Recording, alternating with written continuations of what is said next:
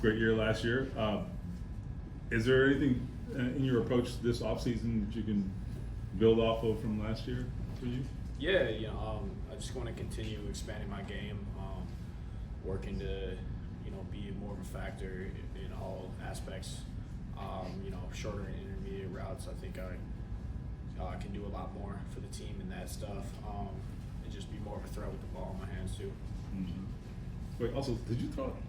I should know this. Did you throw out the first pitch at Wrigley or something? I did, yeah. I need the story. How did that happen? Yeah, it was. I kind of was just talking with my marketing agent about how that would have been cool or something. He's like, "Oh, you want to do that?" And I was like, "For sure." Like I grew up a big Cubs fan. Honestly, probably was my favorite sports team out of any sports team.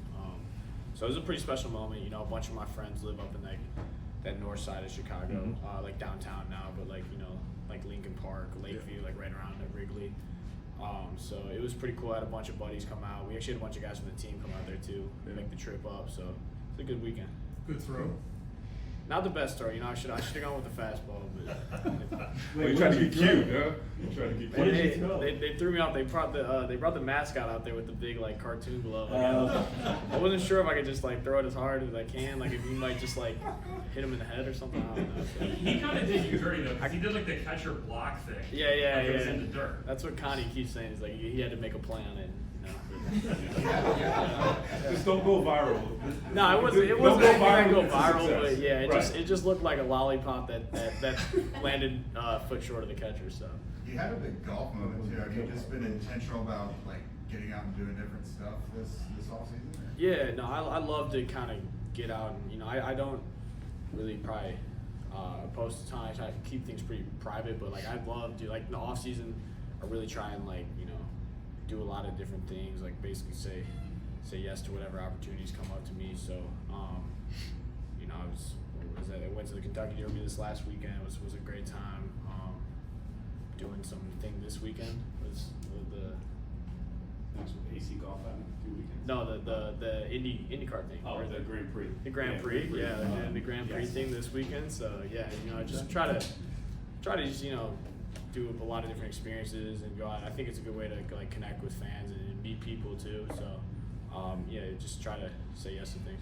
Alec, as a receiver, how do you navigate the QB competition between Daniel and Anthony? Yeah, basically just be there for both of them. Ask them, kind of communicate with both of them, treat them both like they're a starting quarterback. And just ask what they need from me, if they want to get extra balls or whatever, because it is going to be just them splitting reps or whatever. We're just gonna get less reps with each other. So anything they need extra from me, I'll just let them know I'm there for them. Alec, how do you view yourself in a contract year coming up? How do you view yourself in a contract year coming up? Yeah, I like to take a very day-to-day approach with things. I don't really think too far in advance. So right now, the whole off season has been about getting my body ready to go and healthy for OTAs, and then now OTAs I think is about me coming out here and just showing the work I put in this off season that I'm that I can do more things and just kind of trying to show the coaches what I can do and show the team and build trust in me that I can be more well-rounded and do more things for this offense, and then once the summer comes, it'll have a whole new focus moving towards training camp, and then then it's the season. And then, for me, I think that's why I got agents and stuff like that. They focus on that type of stuff, because I really just focus on kind of the football stuff and what's coming up in the short term. Out the schedule release is coming up next week. Is that something you sit down and watch, or do you kind of just see what happens the next day? Yeah, I'm sure they'll post it somewhere and I'll see it. It's always cool. They always do something fun. The media team, they do a good job with that. So excited to see what they come up with this year, and I'm also excited to see the schedule too, because it's always pretty cool to kind of see where are we gonna go play, when and all that. So I'm excited to see it. You mentioned earlier just kind of wanted to expand your game, in terms of the routes that maybe you focus on and being good after the catch.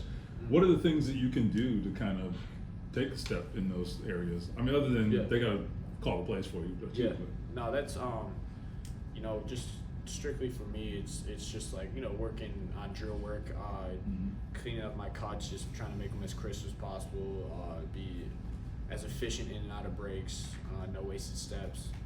And then I've been like kind of figuring out and working on some catching type drills, just like running through the catch. Like, I don't know if you guys have ever played Madden, but like, I feel like you have an option to catch the ball, the one button, and it kind of like secures the catch, and the other button they sometimes drop it, but they really like run through it, and they'll like you catch a slant with that.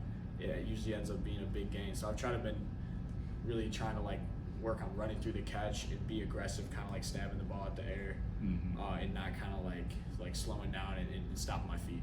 Because you have the speed to be dynamic after the catch. I mean, your speed is one of your big traits, I guess, right? Would you agree with that? Yeah, for sure. We talked to Pitt before the draft, and he advocated for Tyler Warren before it actually happened. What's it going to be like for you guys to have the tight end in the middle of the field that's going to command so much attention?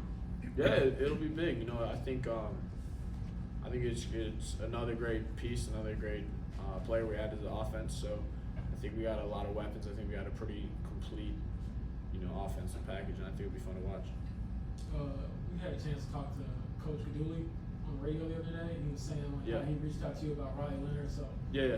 I guess are you taking on like the big brother role at all, a little bit, or just kind of showing like what the Colts are about? Yeah, no, I'll have to meet him. You know, I think they come in this weekend, so maybe to meet him tomorrow or something like that. But I'm excited about that. You know, I've heard all great things. That whole Notre Dame coaching staff. Actually, my receiver coach Mike Brown was in town the other day, and I saw him, and he was talking about Riley, saying, you know, kind of saying how he's a great athlete. He said he would fit right in my family. That's actually what he said. So yeah, he said all great things about him, and he said he was excited to, you know. So I'm excited to have him as a teammate. You have a favorite thing of all the things you did this offseason? Seems like you obviously. That golf. We won a golf tournament. It's all my buddies from college too. So it was an NFLPA golf tournament. They invited a bunch of guys down to Mexico, and it's televised. Like, we really had no business winning it, but it's a scramble, you know. So like you can get hot. One good player.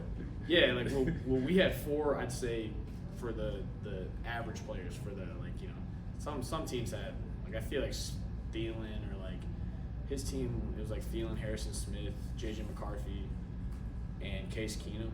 And they were like, so they did the first 27 holes were seeding, and they were like 21 under par in 27 holes or something like that. Like we ended up 12 under par, so we were like the 5 seed going in.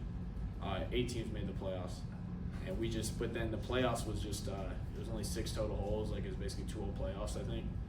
And we were 7 under on the 6 holes. Like, we birdied that hole and got an eagle, so we caught fire. We figured something out. Didn't you sink the putt to win it?